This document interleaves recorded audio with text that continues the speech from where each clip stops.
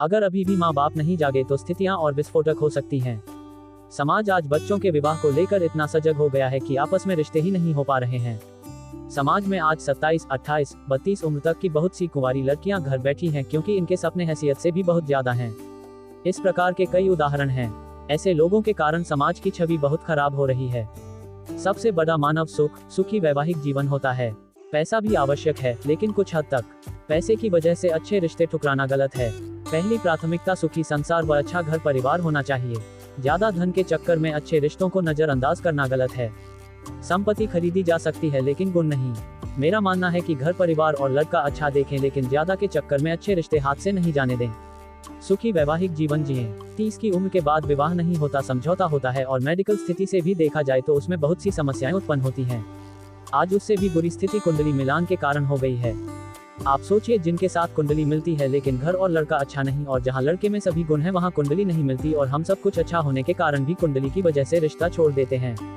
आप सोच के देखें, जिन लोगों के 36 में से 20 या फिर 36 गुण भी मिल गए, फिर भी उनके जीवन में तकलीफें हो रही हैं, क्योंकि हमने लड़के के गुण नहीं देखे। पढ़े लिखे आधुनिक समाज को एक सदी और पीछे धकेल दिया। आजकल समाज में लोग बेटी के रिश्ते के लिए लड़के में 24 टन का सोना खरीदने जाते हैं। देखते देखते 4-5 साल व्यतीत हो जाते हैं। उच्च शिक्षा या जॉब के नाम पर भी समय व्यतीत कर देते हैं।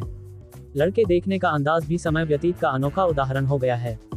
खुद का मकान है कि नहीं, अगर है तो फर्नीचर कैसा है, घर में कमरे कितने हैं, गाड़ी है कि नहीं, है तो कौन सी है, रहन सहन खान पान कैसा है, कितने भाई बहन हैं, बंटवारे में माँ बाप किनके गले पड़े हैं, बहन कितनी है, उनकी शादी हुई है कि नहीं, माँ बाप का स्वभाव कैसा है, घर वाले नाते रिश्तेदार आधुनिक ख्यालात के हैं कि नहीं, बच्चे का कद क्या है, रंग रूप कैसा है, शिक्षा कमाई बैंक बैलेंस कितना है, लड़का लड़की सोशल मीडिया पर एक्टिव है कि नहीं, उसके कितने दोस्त हैं। सब बातों पर पूछताछ पूरी होने के बाद भी कुछ प्रश्न पूछने में और सोशल मीडिया पर वार्तालाप करने में और समय व्यतीत हो जाता है।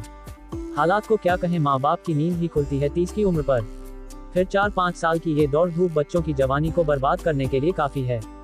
इस वजह से अच्छे रिश्ते हाथ से निकल जाते हैं और माँ बाप अपने ही बच्चों के सपनों को चूर चूर चूर कर देते हैं।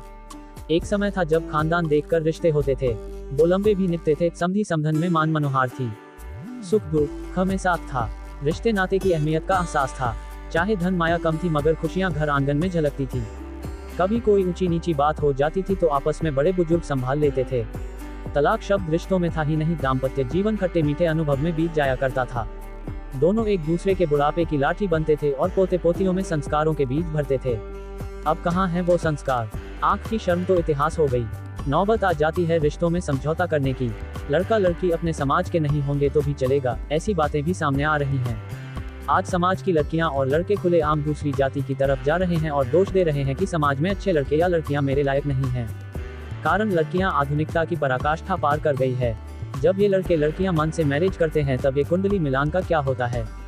तब तो कुंडली की कोई बात नहीं होती, यही माँ बाप सब कुछ मान लेते हैं। तब कोई कुंडली स्टेटस पैसा इनकम बीच में कुछ भी नहीं आता। अगर अभी भी माँ बाप नहीं जागेंगे तो स्थितियां और विस्फोटक हो जाएंगी। समाज के लोगों को समझना होगा कि लड़कियों की शादी 22, 23, 24 में हो जाए और लड़का 25, 26 का हो।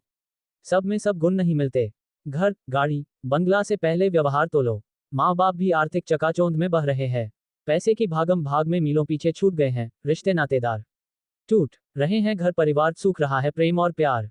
परिवारों का इस पीढ़ी ने ऐसा तमाशा किया है कि आने वाली पीढ़ियां सिर्फ किताबों में पढ़ेंगी संस्कार। समाज को अब जागना जरूरी है, अन्यथा रिश्ते ढूंढते रह जाएंगे।